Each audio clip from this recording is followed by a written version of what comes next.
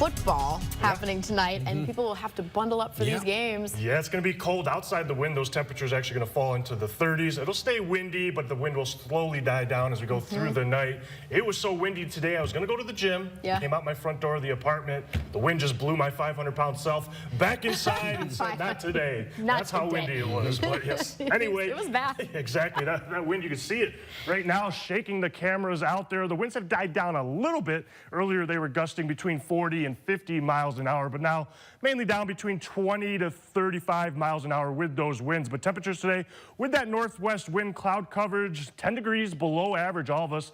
Mid to upper 40s for those highs today. We did get to 50 degrees to the south into Algona, but you can see these winds have died down a little bit, but a lot of us still gusting around 30 to 35 miles an hour. That wind going to take till about midnight before it really dies down even more. And that wind, a result of this low pressure system into the upper peninsula of Michigan. And you can see these lines right here. The closer they are, those are isobars. That's a tighter pressure gradient, and that is why we have seen those strong winds through our Tuesday and then really through the evening tonight. Going to be a chilly night. Temperatures dropping into the 30s, but with that wind, going to make it feel more like the mid-20s. We will have areas of frost possible tonight, Wednesday night, and even Thursday night, because the actual temperature is going to drop around 32 to 33 degrees. We will slowly warm up through the rest of the week, and especially by this weekend, a lot of sunny days, temperatures for highs into the 60s by the time we head into Friday. Now, as we go through tonight, 10, 11 o'clock, winds start to die down, mainly from the west to the east. You can see the winds to the west gusting in places like Windham, Jackson, around 20 miles an hour. But to the east, still, as we go towards midnight, gusting around 30 miles an hour. They'll slowly start to die down as we get past midnight. But even tomorrow, it won't be as strong as the wind was today, but we'll still continue to see gusts around 20 miles an hour. So it'll be more of a breezy day than a windy day.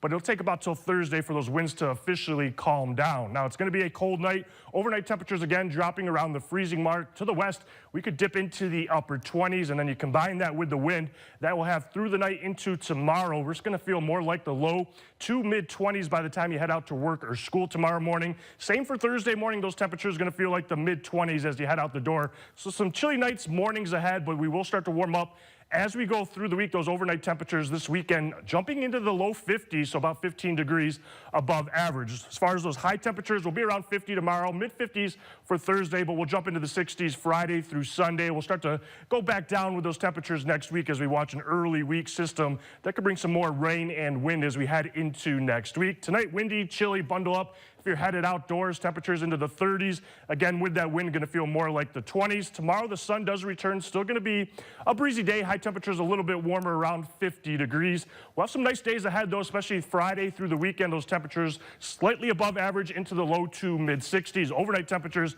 going to feel a lot warmer, too, as they'll be around 50 degrees. And we'll continue to watch that system early next week that could bring some more rain and wind as we head into Monday and Tuesday. All right. Thanks, Daniel. Hold tight at 10, Vice President J.D. Vance.